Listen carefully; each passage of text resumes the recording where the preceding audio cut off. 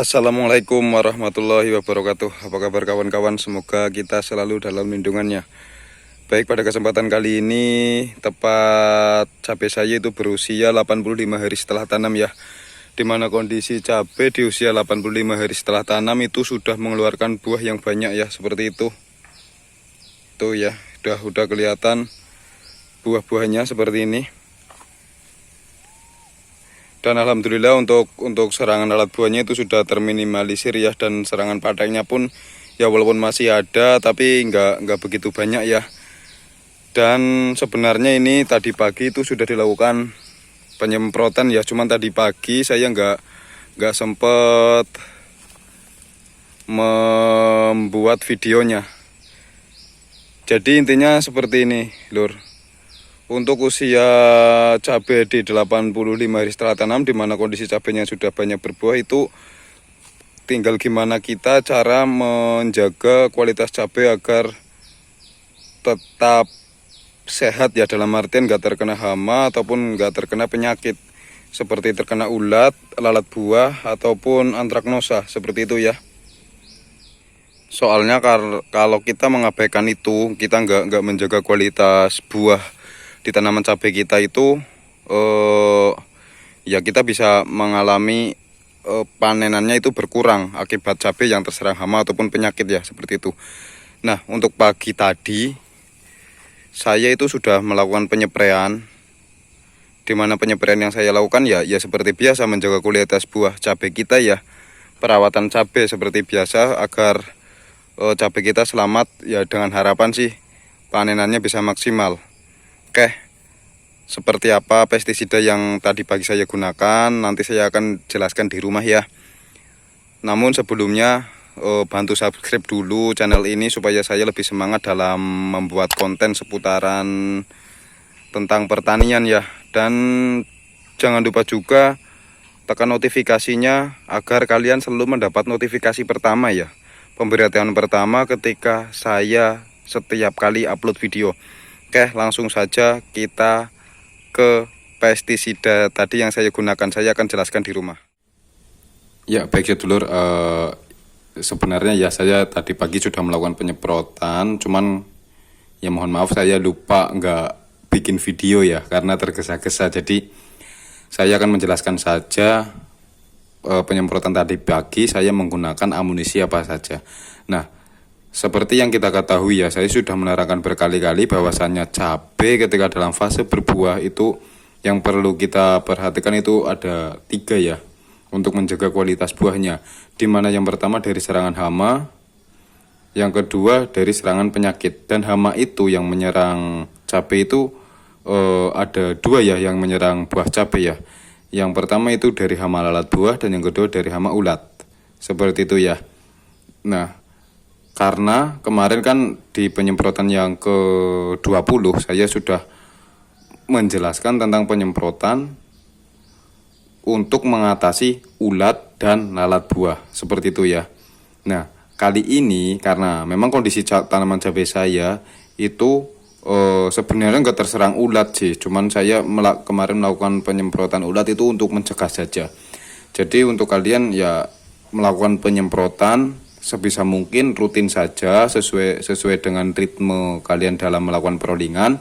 Tapi kita juga fleksibel dalam artian kondisi tanaman cabai kita itu seperti apa, terkena hama apa ya.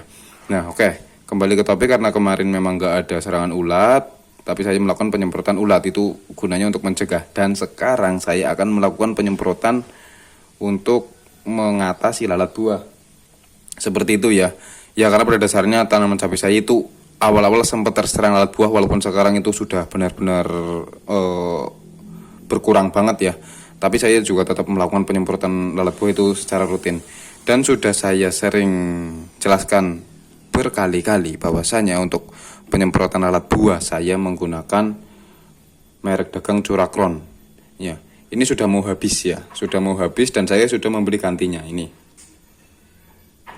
Ini 2 insektisida dengan satu tujuan. Kalau saya untuk satu tujuan ya, yaitu mengatasi lalat buah. Dengan kandungan yang berbeda juga. Kalau yang kiri ini Curakron dengan kandungannya itu Profenofos. saya pribadi itu untuk mengatasi lalat buah, karena bahan aktifnya itu mampu membunuh lalat buah dan baunya menyengat, bisa untuk mengusir lalat buah. Nah, seperti itu ya. Untuk dosis sudah saya terangkan berkali-kali ya. Saya menggunakan Curacolon itu ya kurang lebih 10 ml per tangki ini, Curacolon Profenofos. Dan saya kembali tekankan ke kalian semua, nggak usah nggak usah terpaku sama merek dagang. Yang penting kalian paham bahan aktifnya. Sudah saya jelaskan bahwasanya untuk mengatasi lalat buah itu ada 3 bahan aktif. Yang pertama Asefat, yang kedua Profenofos itu sendiri, dan yang ketiga Destan ya. Yang ketiga Dimetoat ya.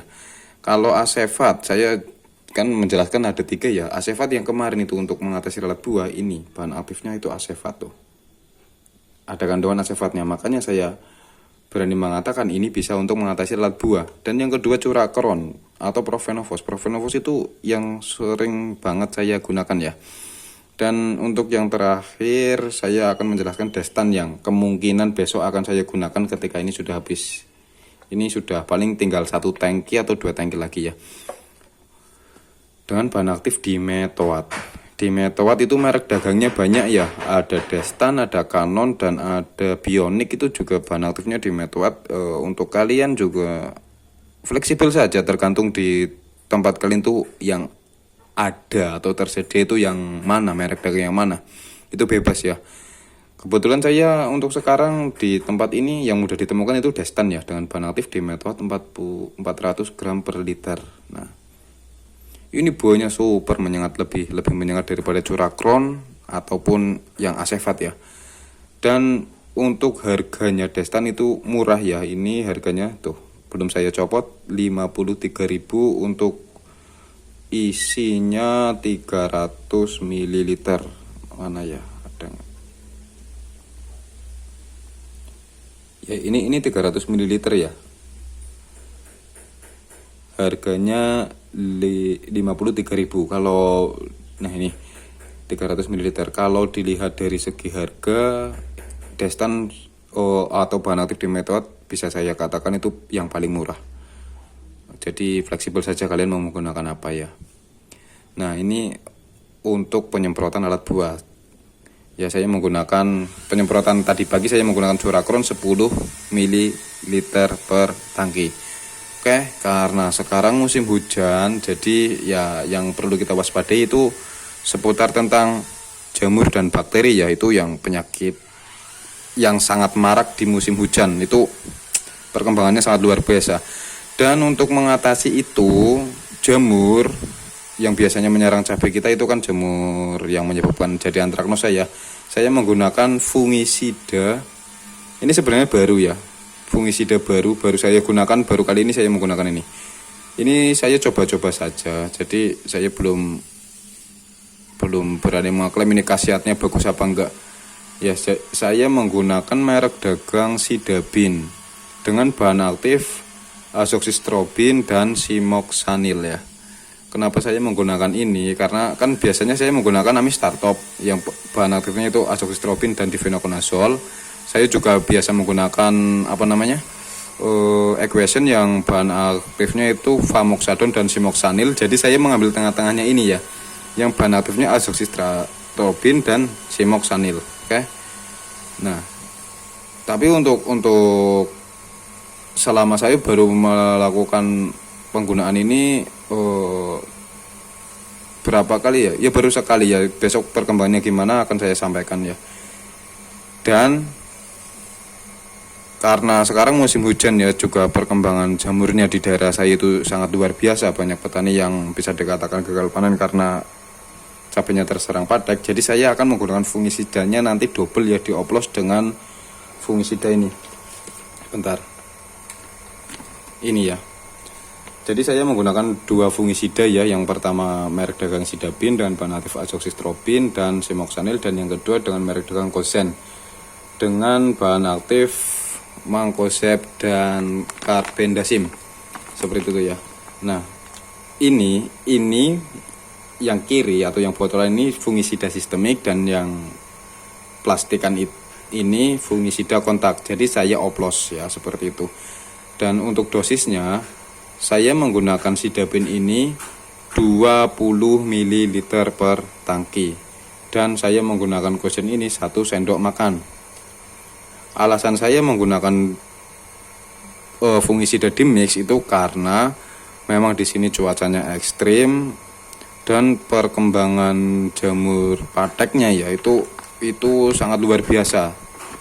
Jadi saya memutuskan untuk melakukan mix ya. Saya mix dengan bahan aktif Mancozeb. Kenapa saya mix dengan bahan aktif Mancozeb? Ini kan Mancozeb ya. Sebenarnya saya ambil Mancozebnya saja ini. Carbendazim ya katakanlah bonus lah.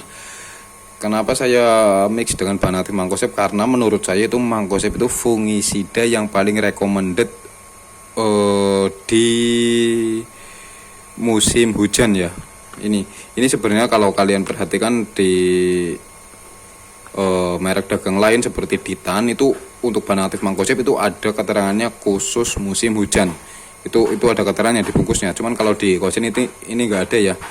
Jadi kalau musim hujan saya rekomendasikan menurut saya ini ya pengalaman saya lebih bagus yang berbahan aktif Mancozeb. Kalau musim kemarau kalian menggunakan yang bahan aktif Propinep, oke? Dan untuk menggunakan Mancozeb itu 1 sendok makan ya. Dan jangan lupakan perekat ini. Perekat saya ganti merek ya, sekarang menggunakan Fastik karena harganya lebih murah. Ini 1 liter cuma 18.000, oke? Saya ulangi untuk penyepraian tadi pagi saya menggunakan insektisida untuk mengatasi lalat buah menggunakan Curacron dengan bahan aktif Provenovo sebanyak 10 ml per tangki. Dan untuk fungisidanya saya menggunakan Sidapin sama Kozen. Untuk yang Sidapin saya menggunakan 20 ml per tangki dan Kozennya 1 sendok makan. Dan nanti ditambahkan perekatnya 20 ml per tangki. Oke, jelas ya. Ya oke, mungkin seperti itu penjelasan penyepraian saya tadi pagi. Mohon maaf ya saya nggak bisa bikinnya tadi pagi, tapi ya saya usahakan selalu update ketika saya melakukan penyemprotan ya obat apa saja yang saya gunakan. Oke, cukup sekian saja video kali ini. Sampai jumpa di video selanjutnya. Assalamualaikum warahmatullahi wabarakatuh.